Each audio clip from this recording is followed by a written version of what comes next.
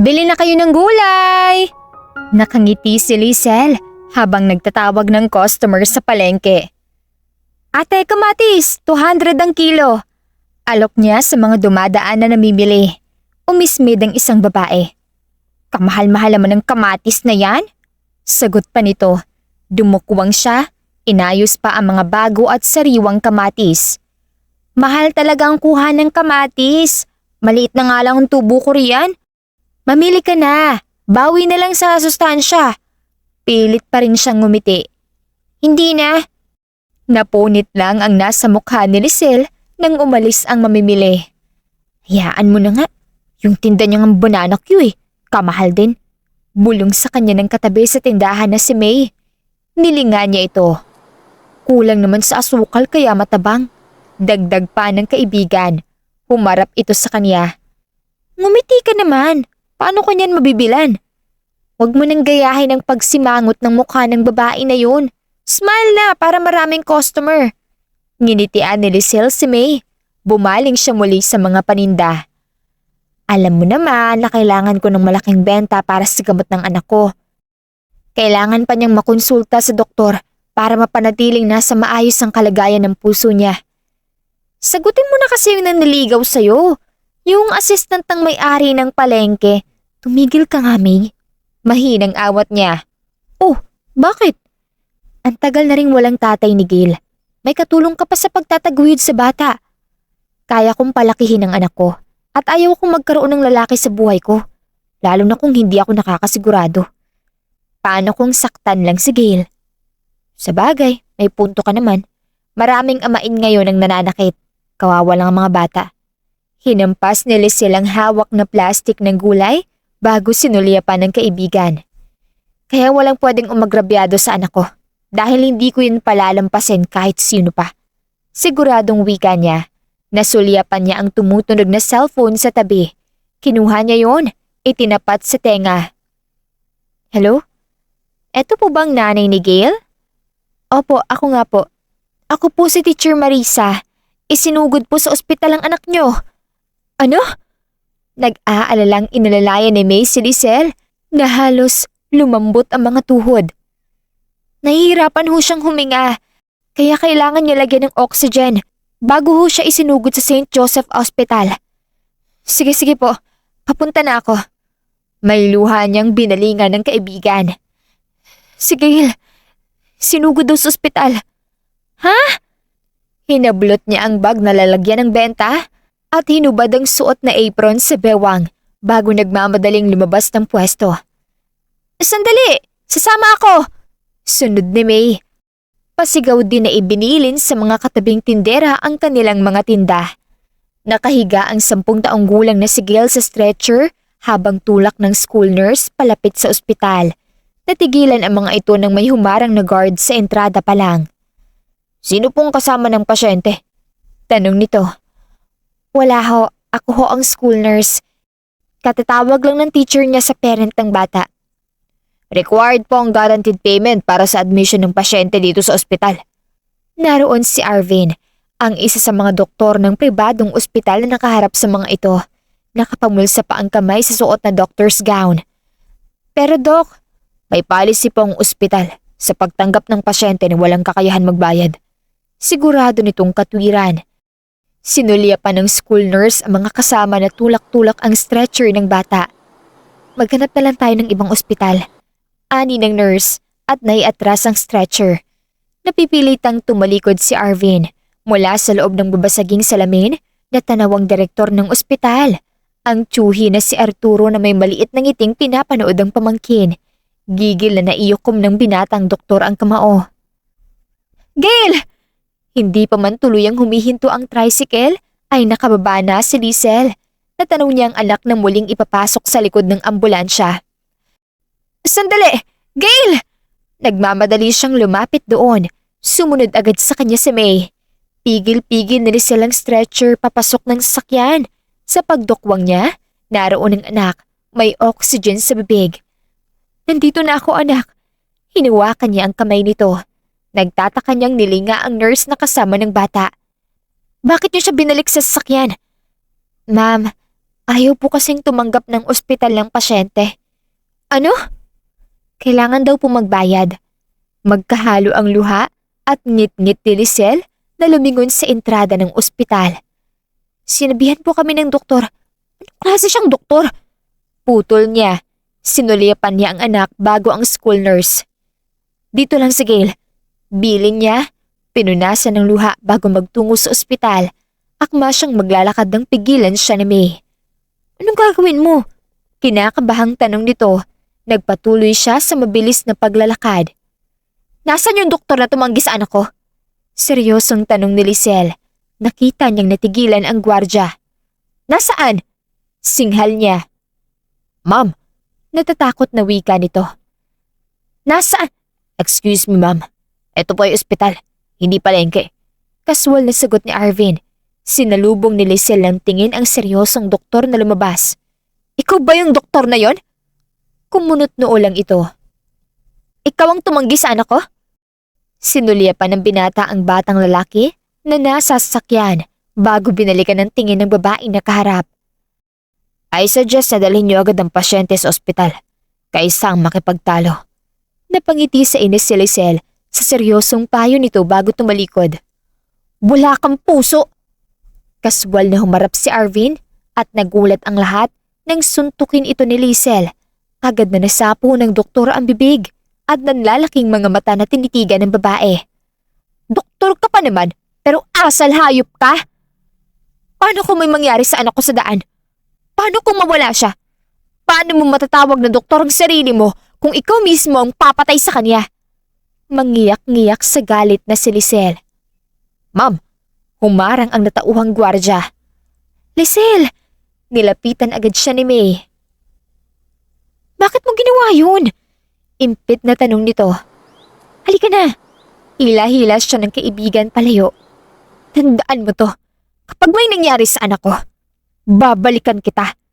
Mariin niyang sambit at tuluyang nagpadala sa kaibigan. Hawak ni Arvin ang sulok ng labi ng sundan ng tingin ang babaeng paalis. Pabilis ang paghinga niya habang hindi napuputol ang pakikipagtitigan sa tingin niya ay ina ng bata. Dok, ayos ang kayo? Tanong ng gwardya sa kanya. Ayos lang. Gusto niyo tumawag ako ng pulis para... Hindi na. Putol niya. Pero I'm fine. Hayaan mo na. Hawak-hawak pa rin ng binata ang sulok ng labi nang pumasok sa loob. Natigilan siya nang makasalubong ang direktor ng ospital. Nakita mo na kung paano sila makitungo? Nakangising tanong ni Arturo. Akmang hahakbang na paalis si Arvin pero sinalubong ito ng tsuhin. Kapag siningil mo pa yung mga yan, sila pa ang galit. That's why we must be firm in enforcing our hospital policies. Ang mga pasyenteng walang kakayahan magbayad bagong admission ay hindi dapat tanggapin ng ospital. Good job, Dr. Arvin. Pinagpagpa ni Arturo ang ibabaw ng magkabila niyang balikat. Tila ipinagmamalaki ang ginawa niya kanina. Nagtitiimbagang na sinundan ito ng tingin ni Arvin bago kinuha ang cellphone. Hello, Doc Joshua. Yes, Doc. May parating kang patient. Sa tingin ko may chronic heart disease. Please assist him immediately. Kausap niya sa kabilang linya ang kaibigang doktor na nagtatrabaho sa malapit na pampublikong ospital kung saan sigurado siyang dadalhin ang bata. CHD? Dok, alam mo naman na kulang ang mga kagamitan dito. Hindi na naman ba tinanggap sa ospital niyong pasyente? Natigilan naman si Arvin. Yan pa rin ba ang utos ng direktor niyo? Alam mo, siksikan na rito sa pampublikong ospital dahil dyan sa uncle mo na inuunang pera. Dismayado ang tono nito nang sunod-sunod sabihin yon. Nang makapasok sa sariling opisina, ay agad na umupo ang binata, pagod na sumandal. Bakit kasi hindi na lang ikaw ang pinamanahan ng ospital ng lolo mo? I don't know. Just do what I asked. Please. Okay. I'll see what I can do. Binabana ni Arvin ang hawak na cellphone at sinapo ang noo. Pagmamayari ng kanilang pamilya ang St. Joseph Private Hospital. Simula sa lolo niya na doktor hanggang sa henerasyon nila at ang ganid niyang tsuhin ang nagmana ng ospital na pera lang ang pinaiiral. Naroon sa ward si Lisel habang pinapanood ang anak na inaasikaso ng isang nurse. Hinarap niya ang doktor na tumingin sa bata. Kumusta hong anak ko, Dok? Maayos na siya. Sagot nito habang binabasa ang medical record ng bata. Salamat naman ho. Pero hindi na naituloy ni Lisel ang paghinga ng magpahabol ang doktor na nagtaas ng mukha. Kailangan niyang mamonitor at matutukan ng husto. At sa nakikita niyo naman, siksikan ng mga pasyente rito. Maipapayo ko ho na sa kalagayan ng anak niyo, mas magandang ilipat niyo ang bata sa magandang ospital. Ngumiti pa ito ng malungkot bago nagpaalam at umalis. Sandali siyang napatitig kung saan. Nonoy? Agad siyang lumingon nang marinig ang boses ni Gail. Pabilis siyang lumapit at hinawakan ito sa kamay. Kumusta ang pakiramdam mo, anak? Naluluha niyang tanong. Maayos na po ko, Nay. Uuwi na po ba tayo? Umupo siya sa tabi nito bago hinaplos ang buhok. Ayoko po rito. Maingay at maraming tao. Kailangan kasing mamonitor ka ng doktor, anak. Hayaan mo, gagawa si nanay ng paraan para mailipat ka, ha? Tumayo siya at inayos ang kumot nito. Matulog ka na muna. Lisel, kumusta? Lumapit sa kanya si May na mahina ang boses dahil sa natutulog ng mga katabi sa ward. Maayos na ba si Gail? Oo, sa awa ng Diyos. Pero sabi ng doktor kailangan daw siyang mamonitor pa. Hiniwakan siya sa kamay ng kaibigan. Alam mo naman ang sitwasyon sa pampublikong ospital. Baka naman makasama pa sa bata na narito siya. Mahinang sambit nito. Yun din ang payo sa akin ng doktor. Kaya nga hanap ako ng pera para mailipat siya. Sinuliapan pa ni Lisel ang tulog na si Gail. Dito ka muna, may tatawagan lang ako. Dagdag niya. Lumabas ng ward at nagtungo sa labas ng ospital. Hello, Michael? Lisel, napatawag ka. Sinasagot mo na ba ako? Tanong ng assistant ng may-ari ng palengke na si Michael. Stress niyang hinawi ang buhok. Nandyan ba si Madam Pamela? Pagtukoy niya sa amo nito.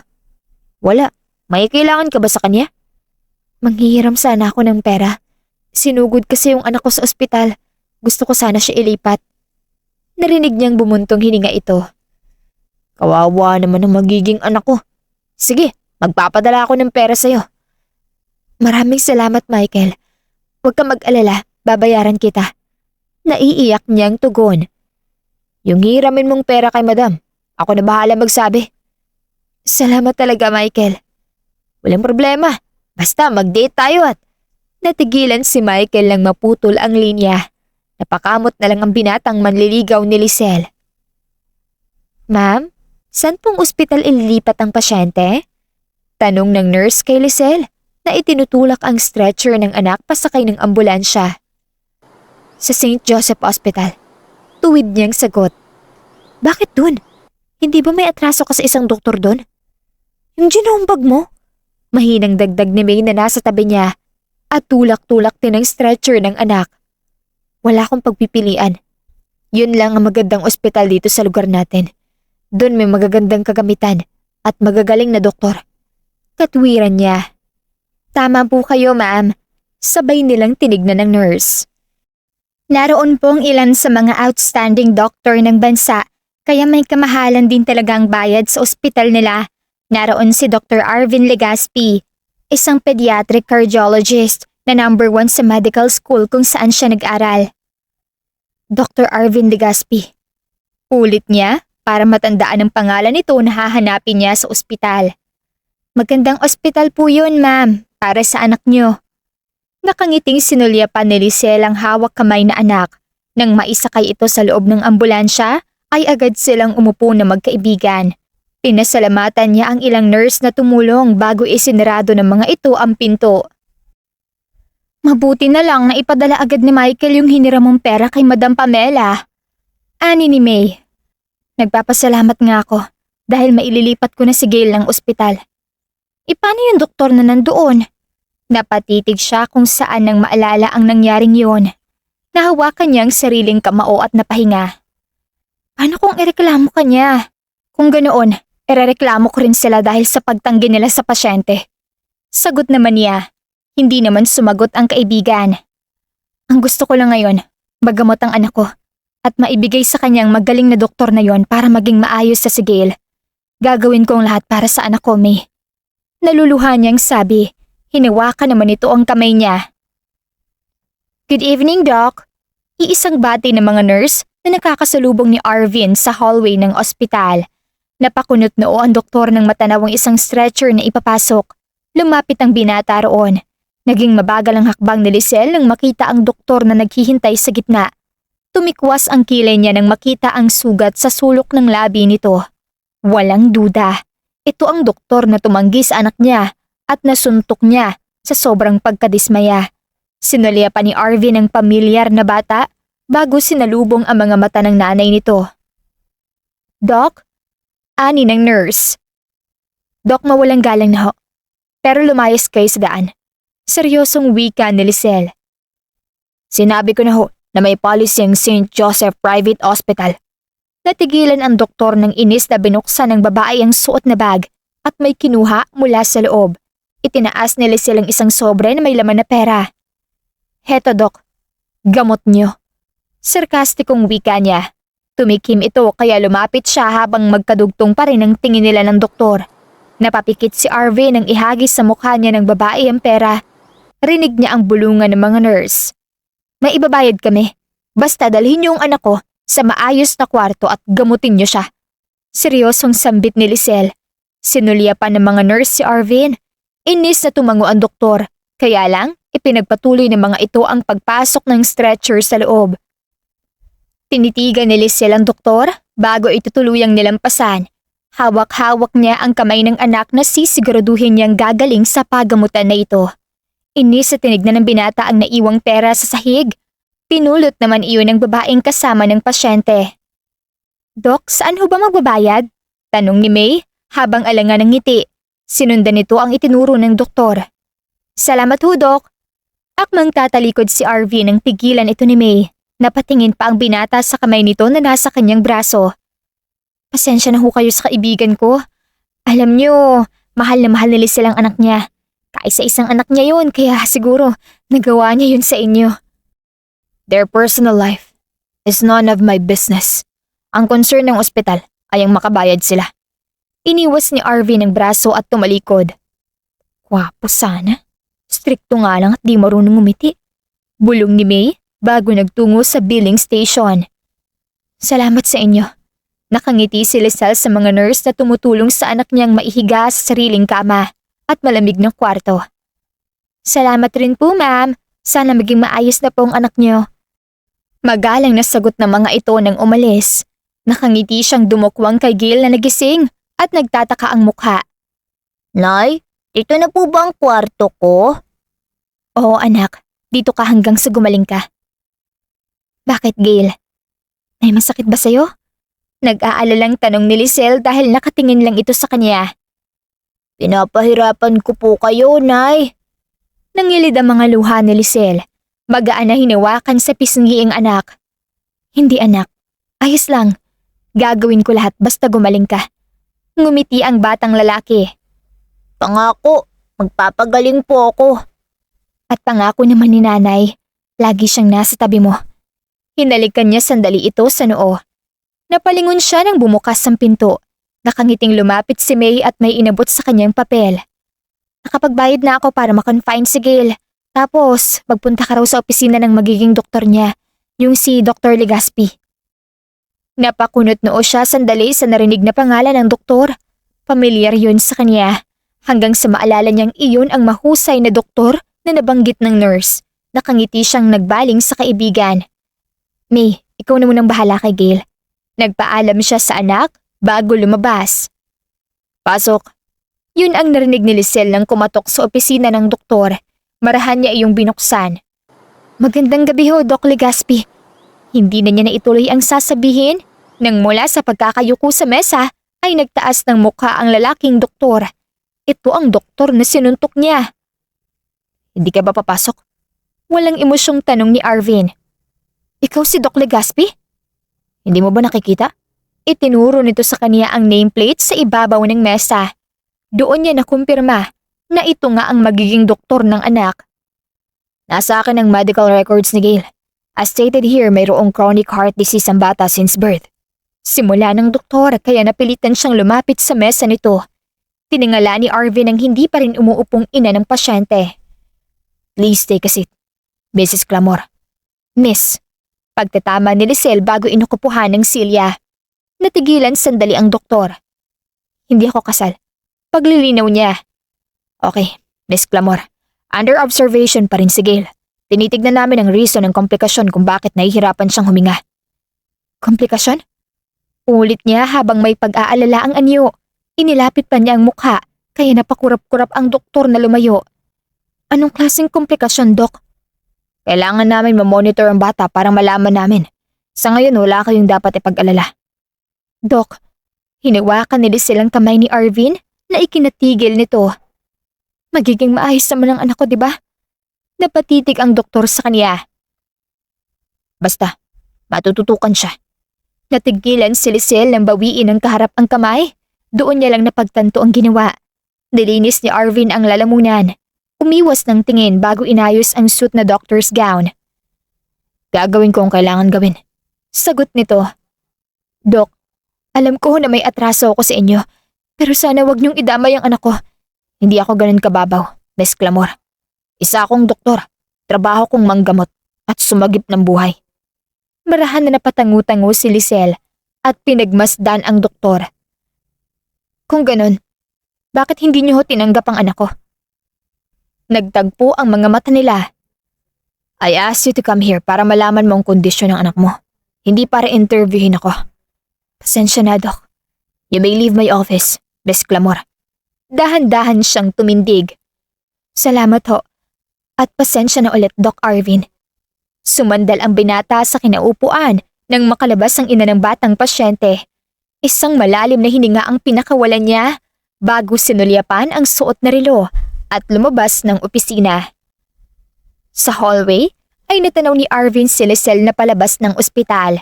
Sinulyapan niya ang pinto ng silid ng pasyente. Naabutan niya ang batang lalaki na nakaupo sa kama nang pumasok sa loob. Gail, kumusta ang pakiramdam mo? Tanong ng doktor habang hawak ang medical record nito. Maayos naman po. Ano pong pangalan niyo, Dok? Doon sinulyapan ni Arvin ang pasyente. Ako si Dr. Arvin. Tinitigan siya ng binata, tila may inalala. Parang narinig ko na po ang boses niyo. Natigilan naman ng binata.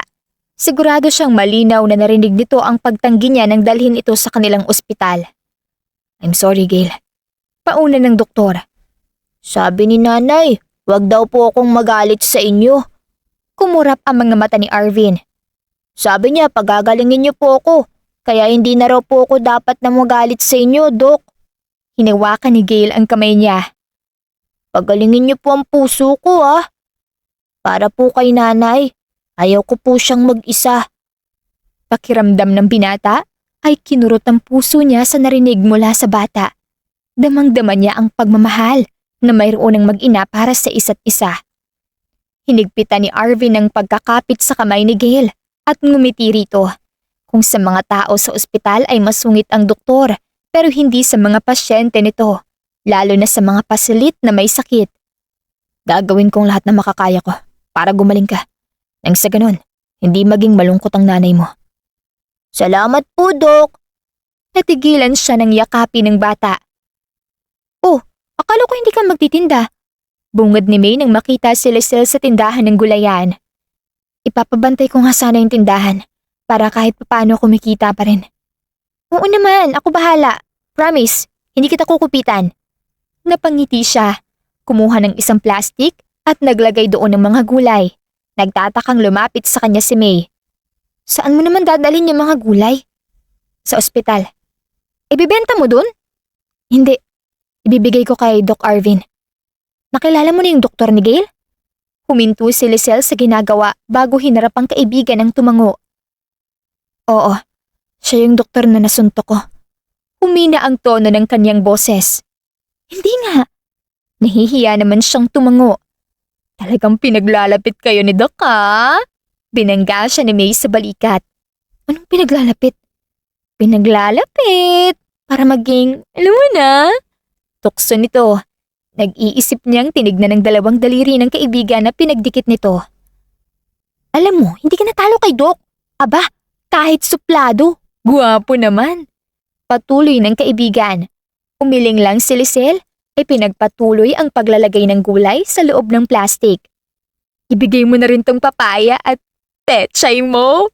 Asiwa niyang tinignan ito na inabot sa kanyang mga gulay. Itinikom naman ni May ang labi. Ano ka ba? Ibibigay ko sa kanya tong mga gulay para makabawi at makapagpasalamat.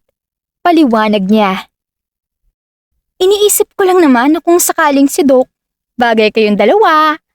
Inilagay ni Liz silang plastic ng gulay sa bag. Sinakbit iyon bago sinalubong ang tingin ng kaibigan. Mauna na ako. Walang nagbabantay kay Gil. Ikaw munang bahala rito sa tindahan. Ingat, Mrs. Legaspi! Nakangiting pahabol nito. Nasa hallway pa lang ng ospital si Lisel nang matanaw niya sa pinto ng kwarto ng anak ang pumapasok na nurse. Ano nangyayari? Kinakabahan niyang tanong sa sarili nang tumakbo patungo roon. Gail, tumulo agad ang luha niya nang makitang naka-oxygen ang anak na hawak ng binatang doktor nito. Anak, ma'am, doon na muna po tayo sa labas. Hindi pa man siya nakakalapit ay inalalayan na siyang lumabas ng nurse. Kinakabahang pinagmasdan ni Arvin ang pasyente. Napatingin siya sa palad ng bata na tila may gustong kapitan. Inabot niya yun, hinawakan ng mahigpit. Just breathe, Gail. Magiging maayos ka. Kausap niya sa bata nang magmulat ito. Pabalik-balik si Lisel sa labas ng kwarto ng anak. Otomatiko siyang huminto nang marinig ang pagbukas ng pinto. Dok, ano nangyari sa anak ko? Tanong niya habang nagbabadya ang luha. Nagkikiskisan din ang dalawa niyang mga palad. Dok, ayos na siya. Parang huminto ang mundo ni Arvin nang yakapin bigla ng nanay ng batang pasyente. Salamat. Nang humarap si Lisel, ay nanatiling hindi gumagalaw ang doktor. Pasensya na, Dok. Tensyonadong gumalaw ang lalamunan nito. Sa susunod. Napahinto rin si Arvin sa sasabihin nang matitigan ng kaharap. Diyan ka na nga. Dugtong nito at tumalikod. Sandali lang, Dok. Wika naman ni Lisel habang sinusundan ng tingin ang doktor na nagmamadaling umalis. Napahinto ang binata sa paglalakad. Di naman ang palad niya ang pusong napakabilis ng pintig. Kailanman ay hindi siya kinabahan sa kahit anong operasyon. Ngayon lang. At bakit nga ba bigla na lang niyang naramdaman yun sa ina ng pasyente niya? Gail, niyakap ni Lisel ang anak na nakaupo at nakangiti na. Wala na itong oxygen. Ayos ka na ba, anak? Tinabihan niya ito, hinawakan pa sa kamay. Opo, Nay. Naawa siyang pinagmamasdan ng bata. Sabi po ni Doc Arvin, tutulungan niya akong gumaling. Sinulya pa ni Gail ang kamay na hawak niya. Ganyan din po ang hawak niya sa kamay ko kanina. Pinunasan ni Lisel ang pumatak na luha. Hinawakan niya ang magkabilang pisngi ng anak. Sinabi ni Doc yun sa'yo? Opo, kaya wag na po kayong mag-alala. Kasama ko po si Doc, kaya gagaling po ako, Nay. Niyakap niya ang anak na puno ng pag-asa. Sa narinig mula rito ay nagkamali siyang isipin na masama ang doktor nito.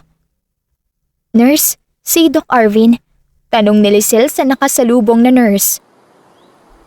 Pababa na po galing sa director's office. Sagot nito. Sige, salamat. Doon siya nag-abang pababa ng hagdan. Narinig niya ang ilang yabag ng mga paa, kaya nakangiti niya itong hinintay. Pero nang makita na may kasama ang doktor, napaatras ang kaniyang mga paa. Si, Doc Arvin? Huminto ang doktor at hinarap ang tiyuhin. Hiniwakan pa nito ang balikat niya. Nakita mo ang ganda ng resulta kapag ang lahat ng pasyente nakakabayad? Matutuwa pa rin ba kayo kapag sinabi kong nagsisiksikan ang mga pasyenteng tinanggihan niyo sa pampublikong ospital, Direktor? At halos hindi sila magamot ng maayos. Seryosong balik tanong ni Arvin dito. You think I care? Kumunot noo ang doktor. If they can't pay, then they will die. It's as simple as that. Nagtitimping huminga ang binata at nanginginig na binilog ang kamao. Hindi makapaniwala sa naririnig sa direktor na kaharap. Wala kang kaluluwa. Nakangising sambit ni Arvin bago tumalikod. Lumabas mula sa pagkakatago si Lisel. Sinundan niya ng tingin ng doktor. Ngayon, malinaw na ang dahilan ng pagtanggi nito sa kaniyang anak. Dok, lumingon si Arvin na nasa labas ng ospital, nakatanaw sa tahimik at madilim na highway. Ngumiti ng maliit si Lisel. Heto ho, seryosong sinulyapan ng binata ang inaabot niyang plastic. Para saan yan? Tanong ng doktor nang salubungin ang tingin niya. Pasasalamat ko sa pagligtas ng anak ko. You don't have to. Trabaho ko yun, Miss Clamor. Kahit na, pilit niyang kinuha ang kamay nito at ipinahawak ang plastic. Nahihiyang tinitigan niya ang doktor. Pasensya na rin yung tungkol sa una nating pagkikita. Yun ba? Alangan ang nagingiti ni Lisel ang hawakan ng doktor ang sulok ng labi. Yung pagsuntok mo sa akin? Tumungo siya para hindi masalubong ang tingin nito. Sandali siyang huminga ng malalim bago pinagtagpo ang mga mata nila. Nangako ko sa sarili ko na ipagtatanggol ko si Gail sa kahit na sino. Ganoon lahat ng mga magulang, lalo na ang isang ina. Gagawin niyang lahat para sa anak niya. Naiintindihan ko. Huwag mong isipin na wala akong alam. And for that, I guess I deserve that. Tugon ng doktor. Seryosong pinagmasdan ito ni Lisel. Alam ko na hindi mo gustong tumanggi sa pasyente. Maliit na napakunot noo ang binata. Narinig ko kayong nag-uusap ng direktor ng ospital kanina. Bakit mo hinahayaan na gawin kanyang masamang doktor? Tanong pa ni Lisel. You don't know anything, Miss Clamor. At hindi rin tama na nakikinig ka sa may usapan ng may usapan. Natahimik naman siya. Anyway, thank you. Itinaas ni Arvin ang plastic ng gulay at muling pumasok sa ospital. Naabutan ni Lisel ang anak na naglalaro sa ibabaw ng kama nang bumalik sa kwarto. Gabi na anak, bakit hindi ka pa natutulog? Nakangiting tanong niya. Nay, maghapon na po akong natutulog. Kailangan mo yon para lumakas ka. Natigilan silang mag-ina nang may kumatok. Nang magbukas yon ay inuluwa ang doktor ng bata. Doc Arvin! Tipid ang ngiti ng binata bago sinulyapan si Lisel. I'm here to do rounds. Paliwanag ni Arvin. Tumango si Lisel at bumaba sa kama. Lumapit ang doktor sa bata. Tinignan ng IV nito. Dok, dito po ba kayo sa ospital natutulog? Inosenteng tanong ni Gail. Oo, naka-duty ako. Bakit? Tinignan nito ang bata. Gusto mo, Dok? Tabihan kami ni nanay? Gail? Saway ni Lisel ang lapitan ng anak. Hindi niya halos masalubong ang tingin ng doktor. Bakit, Nay? Para makapaglaro kami ni Doc Arvin. Hindi po ba, Dok? Dagdag ng bata. Napangiti ng lihim ang binata ng sulyapan ng ina nito na namumula sa hiya. Ano bang lalaruin natin? Napatingin agad si Lisel sa doktor.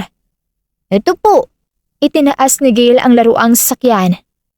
Sige. Pagkatapos ko mag-rounds, babalikan kita. Talaga po, Dok? Salamat po.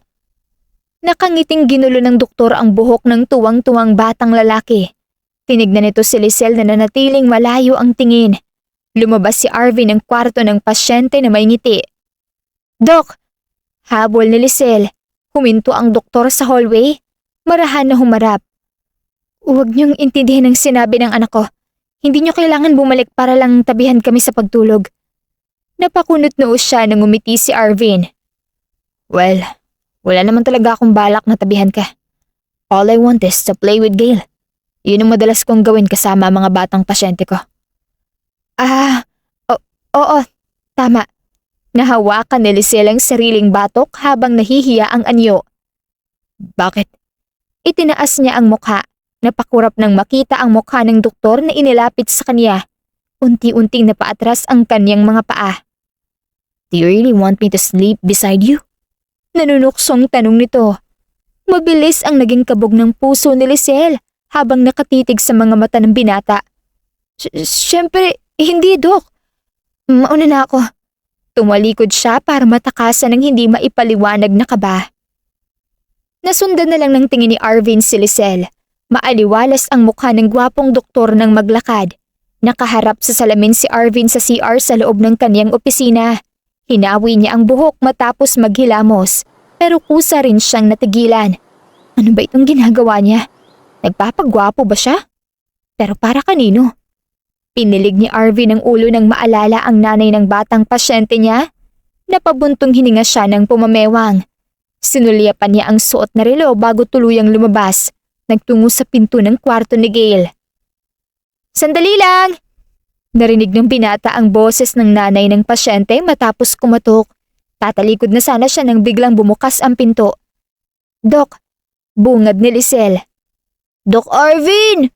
Naputol ang pagtititigan nila nang marinig ang boses ng batang lalaki. "Ay Gail." Dire-diretso ang doktor na pumasok. Si Lizelle ay isinarado ang pinto at sinulyapan ng dalawa. "Here." Inabot ni Arvin ang laruan mula sa bulsa ng suot na doctor's coat. Masayang tinanggap naman iyon ng bata. "Naiwan niya ng dating pasyente ko." Umupo ang doktor sa kama kaharap ang pasyente. "Nasaan na po siya?" Tanong ni Gail. "Gumaling na siya at nakauwi." "Talaga po?" Magaan na hinawakan ni Arvin ang ulo ng bata. "Kaya ikaw, magpagaling ka rin katulad niya." "Opo, Dok." Nakangiting pinagmamasdan ni Lizelle ang anak at ang doktor nito. Hindi niya alam kung bakit may pakiramdam ang dibdib niya na nabuo habang pinanonood ang dalawa.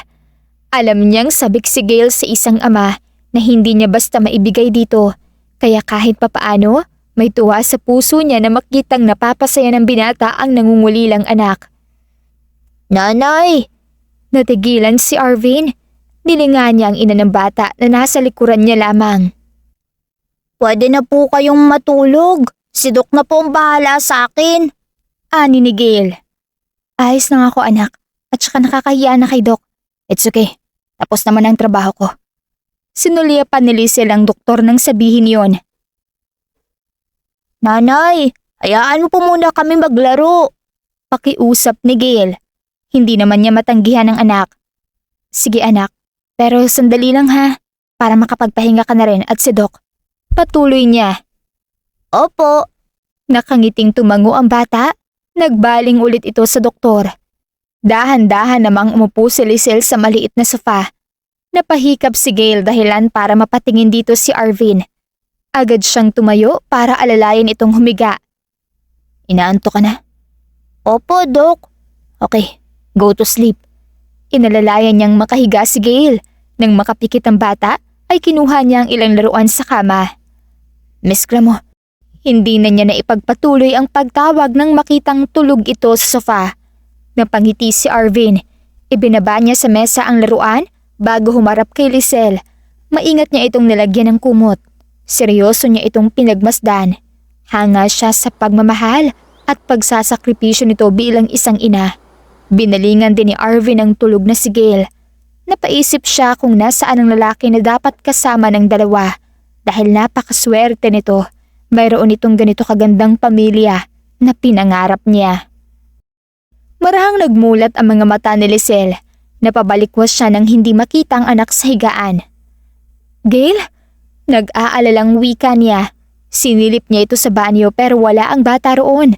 Nagmamadali siyang lumabas ng kwarto. Napapatingin sa kanya ang mga nakakasalubong dahil sa pagkabahala na mayroon siya.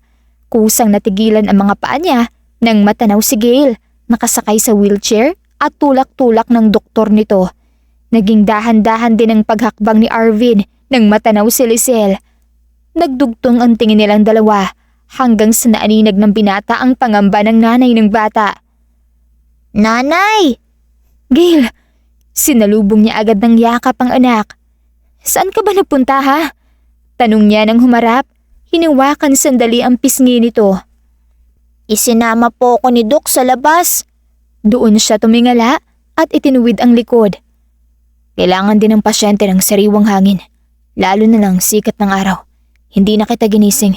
"Ayos lang." Putol niya. Maliit na ngumiti rito. Nagtagpo ang kanilang tingin. "May tiwala ko sa inyo, Doc Arvin. Alam ko na hindi niyo ipapahamak ang anak ko." Natitigan ng binata si Lisel. Dok, may girlfriend na po ba kayo? Nangingiting singit ng batang lalaki na nakatingala sa nagtititigang ina at doktor. Otomatikong bumaling si Lisel kay Gail. Anak, ano ba yan? Wala akong girlfriend. Natigilan siya nang marinig yon sa doktor. Hindi niya na sinubukang tingnan ito dahil sa sulok ng mga mata niya ay nakikita niyang nasa kaniyang atensyon ni Arvin. Narinig mo, Nay? Wala raw girlfriend si Doc. Kay Doc Arvin na lang po kayo kaysa kay Tito Michael. Patuloy ng bata. Ano ba yung sinasabi mo, Gail? Halika na nga. Yukong-yuko na sambit niya. Ako na hong bahala sa anak ko, Doc. Salamat. May ngiti si Arvin nang makita ang tipid na kilos ni Lisel patungo sa pwesto niya para itulak ang wheelchair ng bata. Emergency! Sabay-sabay na palingon ng lahat sa humahagibis na stretcher na ipinapasok ng mga nurse. Napatingin si Lisel sa doktor nang hawakan nito ang palapulsuhan niya para itabi sila. Ganoon na rin ang wheelchair ng anak sa daan. Pumasok na kayo sa loob. Utos ito sa kanya na ikinatango niya. Pinanood niya kung paano ito tumakbo palapit sa stretcher. Naroon ang isang dalagita na walang malay at may oxygen sa bibig. What's the patient's condition? Tanong ni Arvin. Dok, inatake po sa pusong pasyente. Sagot ng nurse. Ipasok na siya sa emergency room. Hinawakan ni Lisel ang kamay ng anak habang sinusundan ng tingin ang mga nagmamadaling binatang doktor at mga nurse. Nanay! Baka sa boses ni Gail ang takot. Ahis lang anak. Pumasok na tayo sa loob. Hindi ka ba talaga nag-iisip? Diretsong tinitigan ni Arvin si Arturo. Kalalabas lang niya ng operating room matapos operahan ng pasyenteng isinugod kanina. Immediate surgical intervention is required to treat the blocked arteries and prevent mortality. Mariin na sagot niya. Sa tingin mo, mababayaran nila ang kalahating milyon na operasyon na ginawa mo? At sa tingin niyo rin ba, kalahating milyon lang ang halaga ng buhay ng pasyente? Balik tanong niya. Kinwelyuhan ni Arturo ang pamangkin. Gusto bang mapaalis sa ospital na to? Napakurap ang matatapang na mga mata ng doktor habang nakatitig sa direktor ng ospital. Now, think again, Dr. Legaspi. Kung gusto mo pang manatili sa ospital na to, gagawin mo kung ano ang sinabi ko. Pabalyang binitawan nito si Arvin bago umalis. Napaatras si Lisel nang sa pagharap ay mabangga ng makakasalubong. Nang matitigan ng galit na mukha nito ay naalala niyang ito ang kausap ng doktor ni Gail na direktor ng ospital. Nagpatuloy lang si Arturo sa paglalakad. Wala sa loob na naglakad si Arvin. Napalingalang ang binata sa hallway. Napakunot noo nang makita ang ina ni Gail. Miss Clamor. Napatingin si Lisel nang lapitan siya nito. Sinipat-sipat siya ng tingin. Nabitawan tuloy ng kamay niya ang balikat na nabangga kanina. Bakit? Ano nangyari? Tanong nito. Wala. May nakabangga lang ako. May pag-aarko pa rin ang kilay ni Arvin ng tanawin ng pasilyo at makita ang tsuhi na palayo. Nakita nila silang pag-igtingan ng panganang doktor na kaharap. Ayos lang. Kasalanan ko naman. Hindi ako nakatingin sa daan. Nagbaling ito sa kanya. Sigurado ka? Tumango naman siya. Kumusta yung sinugod kanina? Ayos na ba siya? Stable na siya. Naaninag niya ang pagkaseryoso ng doktor. Ginawa mo lang ang nararapat. Nagligtas ka ng buhay na para sa iba walang katumbas.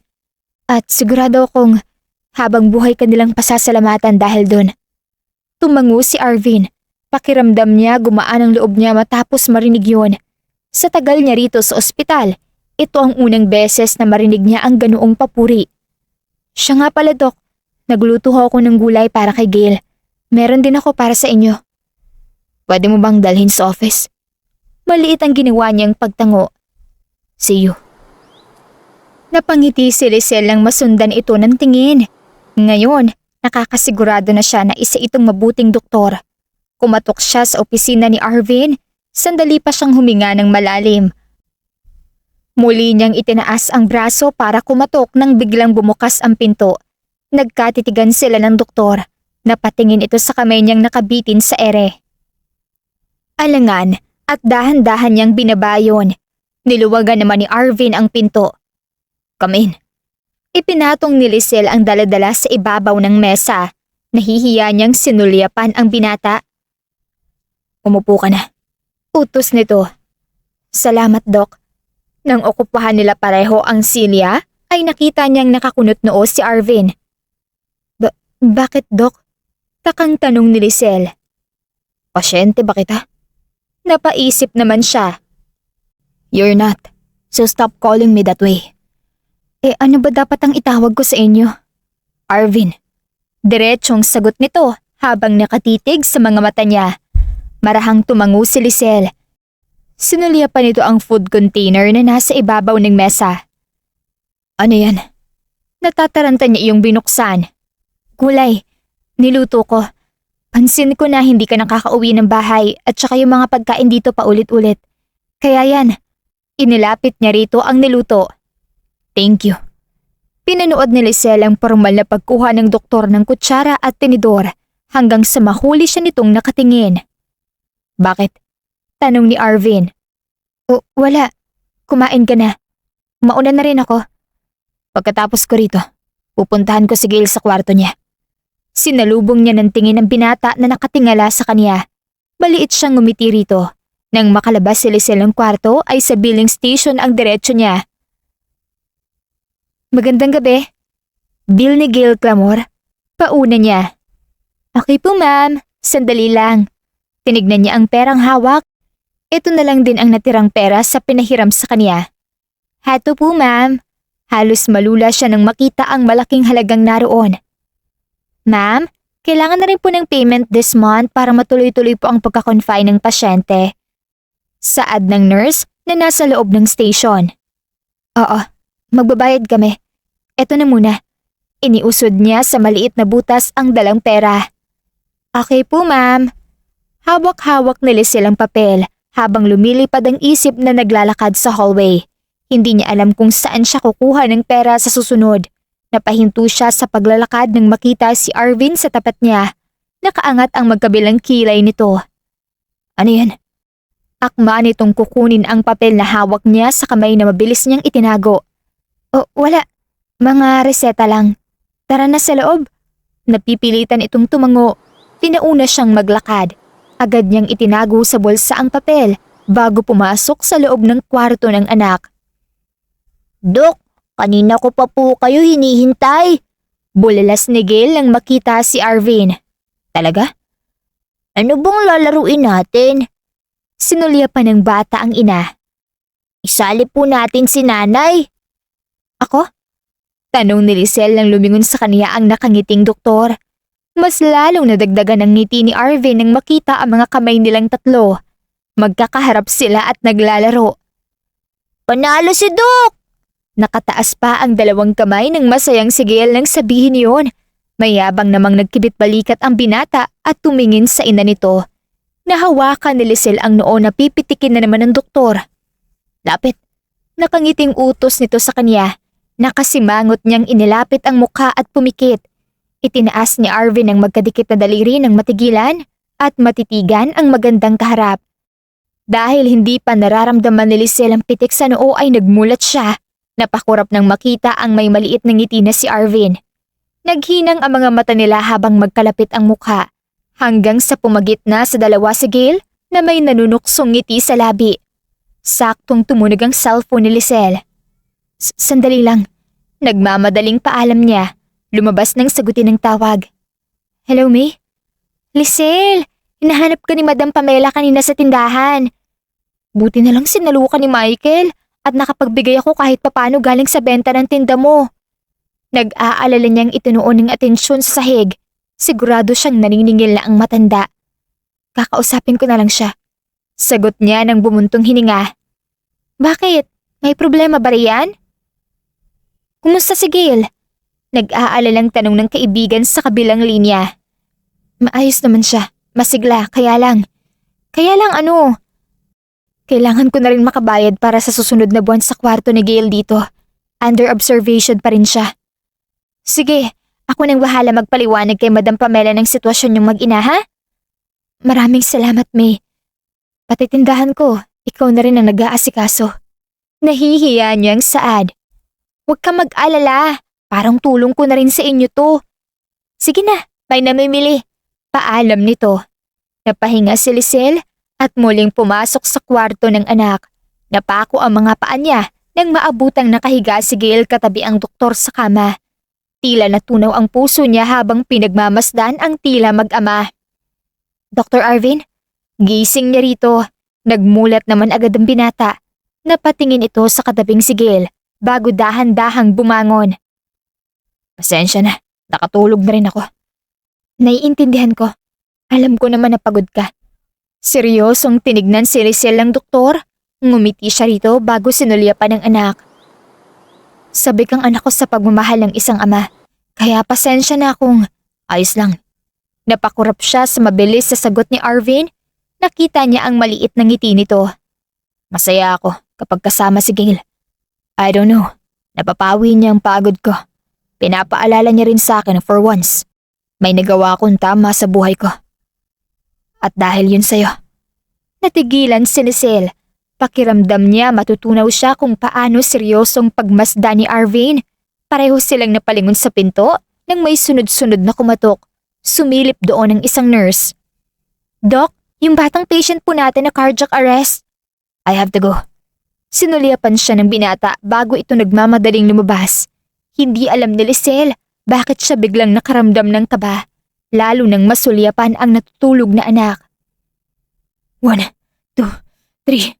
Hingal na hingal si Arvin habang nakalagay ang dalawang nakabukas na palad sa dibdib ng dalagita. Defibrillator. Agad inabot ng nurse ang aparato sa doktor na kinuha nito. Ilang beses iyon sinubukan ni Arvin itapat sa dibdib ng nakahigang pasyente nang marinig niya ang pagtunog ng flatline. Hindi! Rinig niyang iyak ng ina ng dalagita. Dahan-dahan niyang ibanaba ang mga kamay. Time of death. 10:20 p.m. Ayaw lumabas na mga salitang yun sa bibig niya. Halos mabangga siya ng umiiyak na ginang nang lumapit ito sa hospital bed. Walang lakas na umatras ang binata. Nagbabara ang lalamunan niya habang nasasaksihan ang makadurog puso na sandaling ito. Natigilan si Arvin nang makasalubong si Arturo. Sinulyapan pa nito ang kwarto kung saan siya galing. Nakita mo na? Kahit magpakabayani ka, nasayang din lahat. Ngayon, tingin mo makakabayad sila sa operasyon at nagastos nila dito? Gigil na tinitigan ni Arvin ang direktor. Pwede bang kahit ngayon lang, magpakatao ka? Hindi ka madadala ng pera mo sa langit. Walang kwentang ospital na to kung pera lang ang kailangan. Kahit kaninong buhay, may pera man o wala, dapat sagipin naming mga doktor. Yun ang sinumpaan naming tungkulin. Nakalimutan mo na? Kaswal na tanong ni Arturo. Doktor din ako, Dr. Arvin. Pero magkaiba tayo ng prinsipyo. Naiinis na napangiti ang binata. Tama ka, magkaiba tayo. Kasi hindi lang kaluluwang wala sa'yo, pati na rin puso. Naway-wonder kung bakit nandito ka pa. Pagkatapos sabihin yun, ay walang paalam niyang iniwan ang tsuhin. Napamulat si Lisel ang marinig ang pagbukas ng pinto. Sa pagbangon niya mula sa tabi ng anak ay nakita niya si Arvin. Bagsak ang mga balikat. Nagtataka siyang tumayo. Lumapit dito. Sorry. Akma itong tatalikod. Sandali. Huminto naman ang doktor. Dahan-dahang humarap sa kanya. Ano nangyari? Wala na yung pasyente ko. Mahinang sambit ni Arvin. Naaninag ni Lisel ang mga luha ng doktor. Bakas na bakas sa gwapong imahe nito ang pagod at lungkot. Lumapit ang binata sa kanya at yumakap. Dahan-dahan naman niyang itinaas ang kamay. Mahinang tinapik ang likod nito. Hindi mo na kailangan mag-alala. Payapa na siya ngayon at magiging maayos din ang lahat. Saad ni Lisel. Naroon nakaupo si Arvin mag-isa sa upuan sa hallway. Nang lapitan ni Lisel at abutan ng baso ng kape. Nanatiling walang imik ang doktor. Huwag mong sisihin ang sarili mo sa nangyari. Sigurado akong alam niyang ginawa mo ang lahat. Sadyang hindi mo lang hawak ang buhay nila. Nilinga ng binata ang katabi. Kailan ba siya nagkaroon ng karamay sa mga ganitong pagkakataon?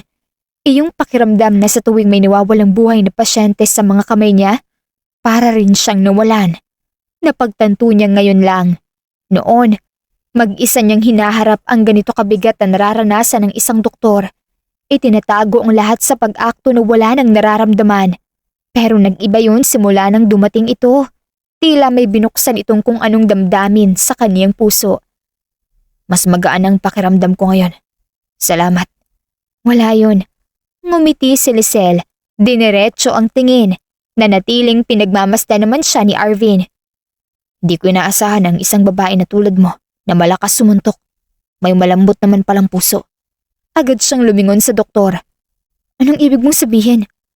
Well, nung sinuntok mo ako, akala ko sadyang war freak ka lang. Ngumisi pa ang binata. Dok, natigilan siya nang humarap si Arvin, nakangiting nagtatanong ang anyo. Sige nga, magpaliwanag ka. Napakurap siya nang ilapit ng doktor ang mukha sa kanya. Akma pa siyang aatras nang hawakan nito ang likod niya. Pigil-pigil niya ang dibdib nito nang kabigin siya palapit. Nagkamali ako, kasi hindi lang magandang babae nakikita ko ngayon. Mayroon din siyang magandang puso. Hindi na niya napigilan mapangiti sa narinig na paghanga nito kahit kinakabahan. Ako, Lisel. Doon niya dahan-dahang sinalubong ang mata nito. Anong tingin mo sa akin? Bukod sa doktor na tumanggi sa anak mo. Seryosong tono ni Arvin. Sandali niyang sinulya pa ng suot nitong puting uniforme bago ibinalik sa mga mata ng kaharap. Isa kang mabuting doktor na naiipit lang sa sitwasyon. Yun lang? Bakit? May iba pa ba? Oo. Nagtataka niya itong pinagmasdan. Hindi bilang isang doktor. Diretsyong sagot ni Arvin na ikinakurap ng mga mata ni Lisel. Bilang isang lalaki. Patuloy na paglilinaw nito. Doon niya malamlam na pinagmasdan si Arvin at ramdam niya ang kakaibang tibok ng puso para dito. Hinawi nito ang hibla ng buhok niya bago maingat siyang binitawan. Natuon ang atensyon ni Arvin sa labi ng kaharap. Dahan-dahang inilapit ang mukha. Gumaan naman ang lapat ng mga palad ni Lisel sa dibdib ng binata at ipinikit na lang ang mga mata. Pareho silang natigilan at nilingon ang katabing kwarto nang marinig si Gail mula sa loob. Nagmamadaling tumayo si Lisel. Pumasok sa silid kasunod si Arvin. Anak, lumapit siya rito. Nagmulat naman ang tila nananaginip na bata. Niyakap ito ng ina. Nandito si nanay. May pagtataka at pag-aalala namang pinanood ng doktor ang mag-ina. Inabot niya rin ang kamay ng batang pasyente. Ayos lang, Gail. Nandito kami ng nanay mo. Mahinang saad ni Arvin. Napahinto sa paglalakad si Lisel palabas ng ospital nang makasalubong si Michael. Kumusta ka, Lisel? Lumapit ito sa kanya. Si Gail, maayos na ba siya? Mabuti naman siya. Salamat nga pala sa perang ipinahiram mo. Gusto mo ba siyang puntahan? Sa susunod na lang. Pinapunta ako rito ni Madam Pamela. Pinapatanong niya kung kailan ka maghuhulog doon sa nahiram mong pera. Napapapikit si Lisel sa narinig hanggang sa maramdaman niya ang pag-akbay ni Michael sa kanya. Pero dahil malakas ka sa akin, ang sabi ko, ako nang bahala sa utang mo. Hindi mo naman kailangan gawin yun, Michael. Nahihiya niyang tugon. Asiwa siyang umiwas dito. Namimiss na kita eh. Pa-cute nito. Huminto ang paghakbang ni Arvin nang matanaw sa labas ng ospital ang nakatalikod na si Lisel at may kausap na lalaki. Pasensya ka na, Michael. Huwag kang mag-alala. Magbabayad ako sa'yo at dun sa nahiram kong pera kay Madam Pamela. Natigilan si Lisel ang makita ang lumabas sa si Arvin. Seryoso nitong sinulyapan si Michael. Hinagod ng tingin habang nakapamulsa sa doctor's gown. May problema ba? Baling ng doktor sa kanya. Wala. Sino siya? Ako? Turo ni Michael sa sarili. Muli itong binalingan ng doktor. Ako si Michael. Manliligaw ni Lisel. Doon naalala ni Arvin ang nabanggit na pangalan ni Gail. Anong ginagawa mo rito? Ano bang ginagawa sa ospital? Nakangising tanong nito. Akmang sasagot si Arvin nang magsalita ang natatarantang si Lisel. Iginiya palayo nito si Michael. Sandali lang Paalam niya sa doktor. Inis namang napabuntong hininga ang binata na sinundan ng tingin ang dalawa. Michael, pakisabi kay Madam Pamela, magbabayad ako. Kailangan ko na rin kasi bumalik sa loob. Pasensya ka na. Walang nagawa si Michael kung di kumamot at umalis.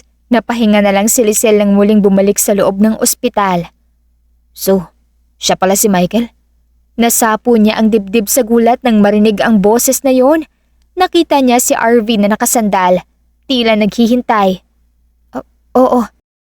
Inilayo nito ang likod sa pinagkakasandalan nang harapin siya. What brings him here? Wala naman. Pilit na pinasigla ni Lisel ang boses at ngumiti. Natigilan din siya nang makitang seryosong-seryoso ang anyo ng doktor. May kailangan ba siya sa'yo? Usisa nito. Kinamusta lang niya ang anak ko. Matagal siyang pinagmasdan ni Arvin. Ang totoo, nagpadala siya ng pera nung dinala dito si Gail. Paliwanag niya. Teka nga, bakit mo ba tinatanong? Napagtanto ni Lisel. Then, why are you explaining? Balik tanong naman ng doktor. Kasi natigilan siya sa pangangatwiran nang maalala ang muntik na nitong paghalik sa kanya. Kinakabahan na iniwas ni Lisel ang mata. Napangiti naman si Arvin nang lumapit sa kanya. Kung anong problema mo, mas gugustuhin ko na ako ang una mong puntahan. Naging seryoso ang tono nito kaya sinalubong niya muli ng tingin ng binata. Tutulungan kita kahit ano pa yan. Pagkasabi nun ay hinawakan nito ang kamay niya. Marahas ang pinakawalang hininga ni Arvin habang nakikita sa computer ang resulta ng findings ng batang pasyente. Kumatok si Lisel at marahan na binuksan ang pinto ng opisina ng doktor. Maupo ka. Pinaghila siya nito ng silya sa tabi nito. Kumusta ang resulta ng mga test ng anak ko? Nag-aalalang tanong niya. Gail has been diagnosed with a heart infection, according to the diagnostic test. Kasabay ng pagyuko ang pagtulo ng luha ni Lisel. Ipinatong naman ni Arvin ang kamay sa magkadaupang palad ng ina ng bata. Ano nang mangyayari? Umiiyak niyang tanong. Gail needs to take medication. We will closely monitor his vitals throughout the treatment. Iniharap ni Arvin ang swivel chair sa kanya bago dahan-dahang ipinihit ang kinaupuan niya. Hinawakan ng doktor sa magkabilang pisngi si Lisel at pinakatitigan sa mga lumuluhan nitong mga mata. Do you trust me? Ikaw ang may alam sa bagay na to. Sagot naman niya. Hindi ko pababayaan si Gail. Hindi ko pinapabayaan ang mga pasyente ko. Lalo nang malalapit sa puso ko. Niyakap siya ni Arvin. At dahil doon, kahit papano, naging panatag ang kalooban niya. Alam niyang hindi na siya nag-iisa ngayon, maging ang pinakamamahal niyang anak. Magiging maayos siya. Pangako yan. Bulong pa nito. Tumango naman siya. Ma'am? Napatingin si Lisel lang pumasok ang isang nurse sa kwarto ni Gail. Kailangan niyo na raw pong i-discharge ang pasyente. Ano? Napatayo siya. Pinapaalis na po kasi ng ospital ang mga pasyenteng hindi nakakabayad. Magbabayad naman kami. Naputo lang sasabihin niya nang may mga pumasok na lalaking nurse. Hinila na ang hospital bed ng anak. Sandali! Naiiyak niyang pigil pero dire-diretso ang mga ito. Natigilan si Lisel lang makalabas. Naroon ang ilang pasyente sa labi. Ang St. Joseph Hospital ay hindi isang charity. Ito ay isang pribadong ospital. Kaya kung hindi kayo makakabayad, pwede na kayong umalis at lumipat ng ibang pagamutan. Anunsyo ni Arturo habang nasa gitna. Sandali lang anak. Iniupo niya si Gail sa wheelchair bago lumapit sa direktor ng ospital. Sir, mawalang galang na ho. Nandito kami sa ospital niyo dahil narito ang halos lahat ng mga kagamitan at mahuhusay ng mga doktor. Magbabayad naman kami. Napakurap si Lisel ang walang emosyon na sinalubong nito ang tingin niya. Miss, you are not on TV to be dramatic. If the doctors here are excellent and the hospital is great, then you have to pay. Hindi ho ba ang ospital ay ginawa para gumamot? Nandito kayo para sumalba ng buhay. Please, my time is too precious to waste on your dramatic lines. Putol ang naiinip na direktor bago sinulya pa ng gwardya. Ilabas nyo na sila. Utos nito. Sandali!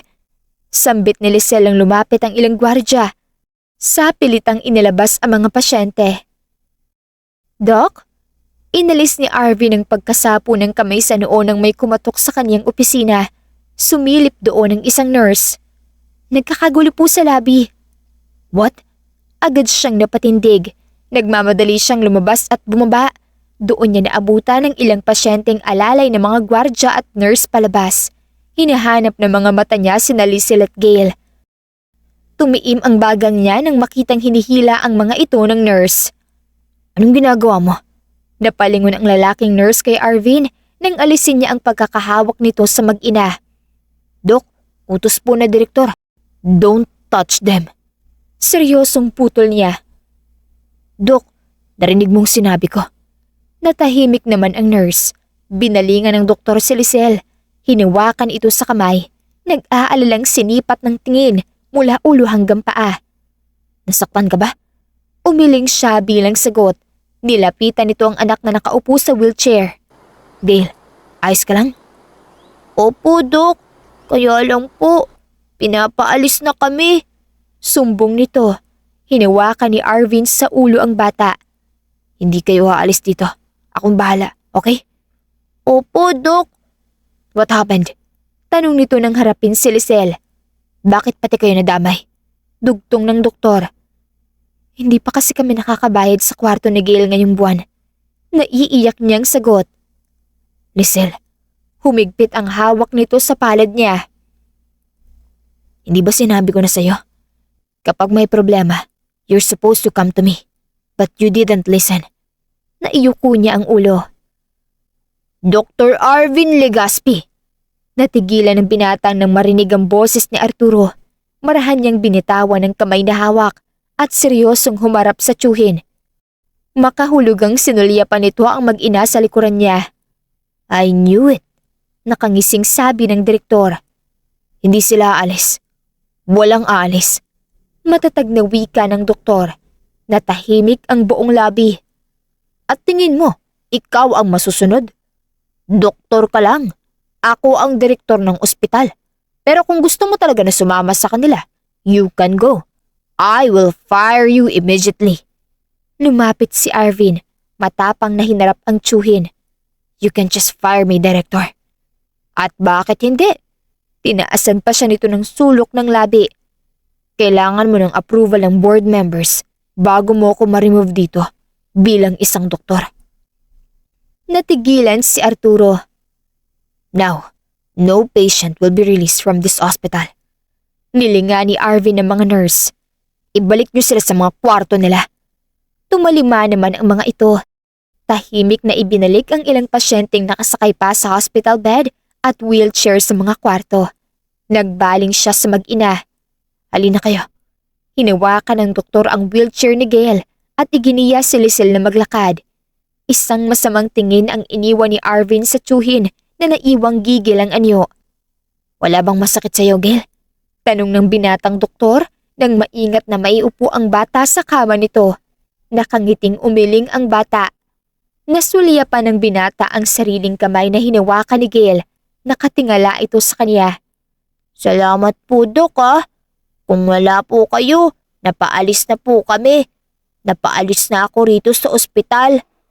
Patuloy nito. Ngumiti siya. Hinaplos ang kamay ng bata. Hanggat nandito ako, poprotektahan kita, Gail. Sagot naman niya. Natigilan si Lisel sa narinig. Naroon siya sa kabilang kama. Dok, ang bait-bait niyo po.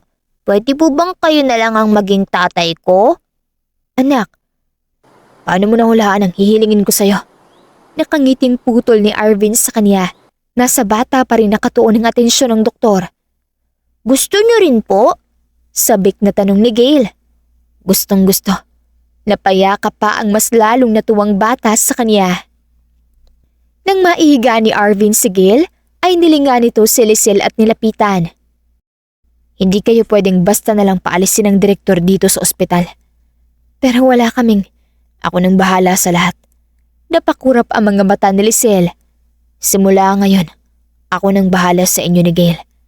Tumulo ang luha niya na agad nitong pinunasan. Pero tatanggalin ka niya sa trabaho mo. He can't do that. Ayokong dahil sa amin mawala ka rito sa St. Joseph Hospital. Hindi ko hahayaan na gawin ng mga bagay na labag sa loob ko para sa sarili niyang interes. Ayokong maging katulad niya. Ayokong maging doktor na pera lang ang kailangan para magligtas ng buhay. Masuyong hinawakan ni Arvin ang pisngi niya at ngumiti. Ikaw ang dahilan nun, Lisel. Kayo ni Gail ang nagbigay ng pag-asa na kaya kong gawin ng tama at nararapat. Kaya kung pwede akong humiling sa inyo, sana, dito lang kayo sa tabi ko. Tumingkayad siya para yakapin ang doktor. Kung ikaw gagawin ang lahat para sa amin, ganun din kami ni Gail. Bulong ni Lisel. Napangiti ang binata at mas hinigpitan ang pagkakayapos sa ina ng batang pasyente. Diretsong tinutungo ni Arvin ang conference room. Nang magbukas yun ay nabungaran niya ang kumpletong board members. Seryoso siyang pumasok sa loob. A violation of hospital regulations has been found in the practice of Dr. Arvin Legaspi, our pediatric cardiac surgeon. Despite being a private hospital, he allowed patients who couldn't afford to pay to be admitted. Patuloy na pahayag ng direktor na nakaupo sa gitna at mahabang mesa. Malinaw na may nilabag siyang regulasyon. Those in favor of terminating Dr. Legaspi's employment contract, please raise your hand. Nanatiling tahimik ang buong kwarto. Hindi ka man lang ba magpapaliwanag, Dr. Arvin? Tanong ng isang matandang board member. Wala akong pinagsisihan sa ginawa ko. Hindi ko nahahayaan na paulit-ulit akong gumawa ng pagkakamali at tumanggi sa buhay na dapat sinasagip ko. I will not compromise my medical ethics for financial interest. Kung sa tingin niyo hindi ako karapat-dapat sa ospital na to, I request to be relieved of my duties. Parang maladagdag niya. Tinignan ni Arturo ang mga kasamang board members na malalim ang mga iniisip. Pwede niyo nang itaas ang kamay niyo para mapatalsik ang doktor na to. Kinabahang utos nito. Napahinga naman ng malalim si Arvin. Umaasa siyang hindi katulad ng direktor ang lahat ng nasa harapan niya. May pipili sa mga ito ng tama at mabuti na ginawa niya. Paikot-ikot si Lisel sa loob ng kwarto ng anak.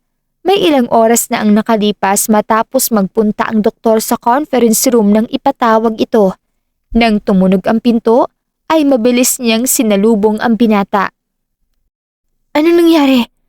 Hindi naman sumagot ang yumukong si Arvin. Nandito kami ni Gail. Naiiyak niyang hinawakan ang kamay nito at sinilip ang mukha. Doon, inangat nito ang tingin. Bakit nakangiti ka pa? Napakunot noo si Lisel nang mabasa ang nakakalokong ekspresyon sa anyo ng doktor. Akma siyang bibitaw sa kamay ni Arvin nang natatawang habulin nito. Sandali, nahihiyang sinalubong niya ang mga mata ng binata. Hindi nila ako tinanggal. Seryosong wika nito. Talaga? Tumango naman si Arvin. Napayakap siya sa doktor pero natigilan din at dahan-dahang lumayo rito. Pasensya na. Hinawakan nito ang kamay niya. Pwede mo akong yakapin kahit kailan mo gusto, Lisel. Seryosong anito. Napatitig siya kay Arvin. Ako ba? Pwede rin gawin yun? Makahulugang tanong ng binata. Sa lahat ng nagawa mo para sa amin ng anak ko, pinatunayan mong malayong malayo ka sa inakala ko, kaya walang dahilan para hindi kita tanggapin sa buhay ko. Kung may ipapangako man ako sa'yo, hindi ka namin iiwan ni Gail kahit anong mangyari. Hindi na sila mga bata para magkunwari at magpanggap pa. Alam nilang may espesyal na damdamin na ramdam nila sa isa't isa. Yun lang ang kailangan ko, Lisel. Si Gail. At ikaw. Dagdag ni Arvin. Hinawi ng doktor ang hibla ng buhok niya at pinakatitigan na puno ng pag-ibig. Dahan-dahang inilapit nito ang mukha sa kanya. Ipinikit na lang niya ang mga mata. Isang magaan na halik ang idinampi ng doktor sa labi niya. Marahang lumayo si Arvin. Hinaplos-haplos ang pisngi ni Lisel. Habang pinagmamasdan ito ay alam niyang natagpuan na niya ang babae at pamilyang tuluyang magpapabago ng nakasanayang buhay niya. Hahayaan mo bang samahan ko kayo ni Gail habang buhay? Mula sa bulsa ng doctor's gown ay kinuha ni Arvin ang singsing. Hindi naman makapaniwala si Lisel sa nakikita. Will you marry me, Lisel? Naiiyak siyang tumango. Oo, pakakasalan kita, Arvin. Mahigpit silang nagyakap hanggang sa magmulat si Gail at bumangon paupo. Nay? Dahan-dahan silang nagkalas. Sabay na nilinga ang bata. Lumapit si Lisel kasunod si Arvin. Bakit po kayo umiiyak? Masaya lang ako, anak. Sinulyapan ni Gail ang doktor. Hindi ba?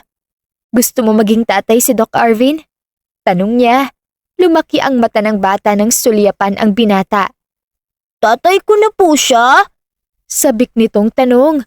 Lumapit si Arvin para harapin ang bata. Oo, Gail. Simula ngayon, ako na ang tatay mo. Magiging isang pamilya na tayo. Tatay! Nang yapusin si Arvin ng bata, ay doon niya naramdaman ang kabuuan ng puso. Sinulyapan niya si Lisel na may mga luha pa habang sila ay pinapanood. Hinawakan niya ito palapit at niyakap. Aalagaan ko kayo at mamahalin habang buhay. Bulong niya sa mag-ina na ngayon ay matatawag na niyang pamilya. Anak, huwag tumakbo. Hayaan mo siya. Napatingin si Lisel kay Arvin, kasabay niya itong maglakad palabas ng simbahan. Magaling na si Gail. Nasa maayos na kalagayan ang puso niya. Dagdag pa ng asawa. Napangiti siya. At dahil yun sa'yo, Arvin, salamat sa patuloy na pag-aalaga kay Gail.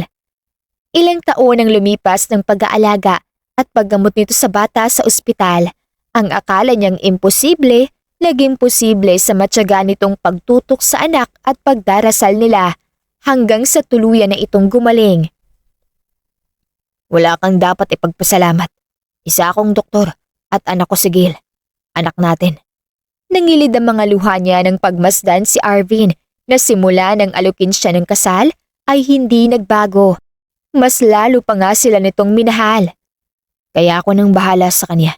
Ikaw naman, magpalakas ka para sa susunod nating anak. Nakangiting hinawakan ni Arvin ang 5 buwan niyang tiyan. Para mabigyan na natin ng kapatid si Gail. Tatay! Lumapit ang masiglang bata na agad kinarga ni Arvin bago inabot ang palad niya. Muli pang sinulyapan ni Lisel ang anak at asawa. Hinaplos niya rin ang supling na nasa sinapupunan. Para pa rin siyang nasa isang panaginip sa nangyari sa kaniyang buhay. Hindi niya akalain na sa hirap ng buhay na mayroon siya, may matatagpuan siyang isang lalaki na hindi lang siya ang mamahalin, kundi pati ang anak niya. Ngayon na isa na silang buong pamilya, ay wala na siyang hihilingin pa. Sapat na gumaling si Gail at kasama niya si Arvin na bubuo ng pamilya. Sa huli, ang inakala niyang walang pusong doktor noon, hindi pala. Dahil pinuno sila nito ng pag-ibig na hindi niya inaasahan. Natutunan niya rin na sa mundo, mas madali ang manghusga kaysa ang kumilala. At may mga taong sinasamba ang pera kaysa kung paano magpahalaga sa buhay ng iba. Wakas. Maraming salamat po sa patuloy na pakikinig sa aming kwento.